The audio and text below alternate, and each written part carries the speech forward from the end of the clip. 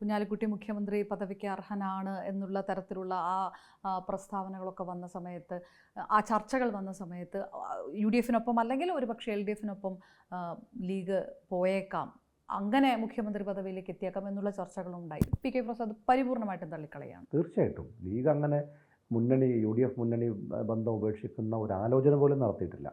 അങ്ങനെ ഉണ്ടാകുന്ന പ്രശ്നവുമില്ല. ഞങ്ങൾ ആരുടെ കൂടെയാണ് പോകേണ്ടത്? CPM-ൻ്റെ കൂടെയാണ്.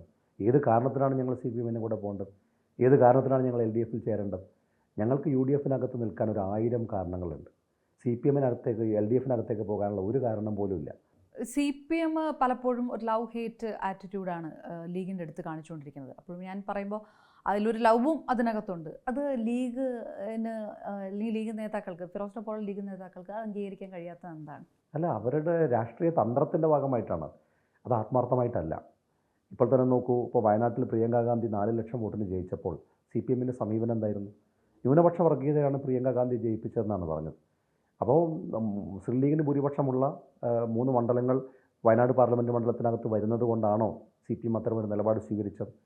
അപ്പോൾ തരാതരം പോലെ അവർ രാഷ്ട്രീയ നിലപാട് സ്വീകരിക്കുന്നുണ്ട്. ഒരു സമയത്ത് ലീഗ് വലിയ മതേതര കക്ഷിയാണെന്ന് പറയും, വേറൊരു സമയത്ത് ലീഗ് വർഗീയ പാർട്ടിയാണെന്ന് പറയും. ലീഗിനോടുള്ള സ്നേഹം കാണിക്കുന്നതും ലീഗിനോട് ഹെയ്റ്റ് കാണിക്കുന്നതുമൊക്കെ അവരുടെ രാഷ്ട്രീയ നേട്ടങ്ങൾക്ക് വേണ്ടിയിട്ടാണ്. പക്ഷേ അവർ കാണിക്കുന്ന ഈ തന്ത്രം കേരളത്തിലെ ജനങ്ങൾക്ക് ബോധ്യമാകുന്നുണ്ട് എന്നുള്ളതാണ് അതേക്കുറിച്ച് ഞങ്ങൾക്ക് പറയാനുള്ളത്.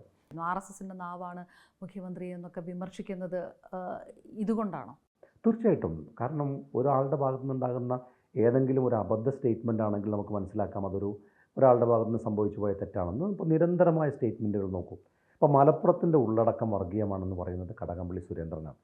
MEC7 എന്ന് പറയുന്ന ഏതാനും ചില ആളുകൾ രാവിലെ ഒരു വ്യായാമ പരിശീലനത്തിൽ ഏർപ്പെട്ടപ്പോൾ അതെന്തോ ഇസ്ലാമിക രാഷ്ട്രം ഉണ്ടാക്കാൻ വേണ്ടി ചെയ്യുന്ന ഒരു തന്ത്രമായിട്ടാണ് CPM-ൻ്റെ കോഴിക്കോട് ജില്ലാ സെക്രട്ടറി ആയിരുന്ന മോഹൻ മാഷ് പറഞ്ഞത്. ഈ നോക്കൂ, എളമരം കരീം പറഞ്ഞെന്താണ്? കേരളത്തിന് കുറച്ച് കുട്ടികൾ ഡൽഹി യൂണിവേഴ്സിറ്റിയിലേക്ക് പോയപ്പോൾ, JNU-ലേക്ക് പോയപ്പോൾ, ജാമ്യയിലേക്ക് പോയപ്പോൾ അത് തീവ്രവാദ പ്രവർത്തനത്തിനാണെന്നാണ് പറയുന്നത്. അപ്പോൾ പ്രിയങ്കയ്ക്ക് വോട്ട് ചെയ്താൽ അത് ന്യൂനപക്ഷ വർഗീയത, അവർ പഠിച്ച് ഉന്നത വിദ്യാഭ്യാസ സ്ഥാപനങ്ങളിലേക്ക് ചെന്നാൽ അത് തീവ്രവാദം. ഇനി എന്താണ് ഇവർ ചെയ്യേണ്ടത്? ന്യൂനപക്ഷങ്ങൾ എന്താണ് ചെയ്യേണ്ടത്? കരിപ്പൂർ എയർപോർട്ടിലേക്ക് ആരെങ്കിലും സ്വർണം കൊണ്ടുവന്നാൽ, മലപ്പുറം ജില്ലക്കാർ മാത്രമല്ല കരിപ്പൂർ എയർപോർട്ടിലേക്ക് വരുന്നത്, അത് മലപ്പുറം ജില്ലയിലുള്ളവരാണ്, അവിടെ രാജ്യദ്രോഹ പ്രവർത്തനത്തിനാണ് ഇത് എന്ന് ഹിന്ദുവിന് അഭിമുഖം കൊടുക്കുക. വിവാദമാകുമ്പോൾ അത് ഞാൻ കൊടുത്തല്ല എന്ന് പറയാം. അങ്ങനെ ആയിരുന്നെങ്കിൽ ഞങ്ങൾ കൊടുത്ത പരാതിയിൽ എന്തെങ്കിലും നടപടി എടുക്കേണ്ടിയിരുന്നു. ഞങ്ങൾ DGP-ക്ക് ഒരു പരാതി കൊടുത്തു. യൂത്ത് ലീഗാണ് കൊടുത്തത്. ഈ അഭിമുഖത്തെക്കുറിച്ച് പരിശോധന നടത്തണം. DGP ഞങ്ങൾക്ക് മറുപടി നൽകിയതിനെക്കുറിച്ച് അന്വേഷിക്കേണ്ട ആവശ്യമില്ല എന്നാണ്. കാരണം അന്വേഷിച്ചാൽ പ്രതിസ്ഥാനത്ത് വരെ ആരാണെന്ന് നമുക്കറിയാം.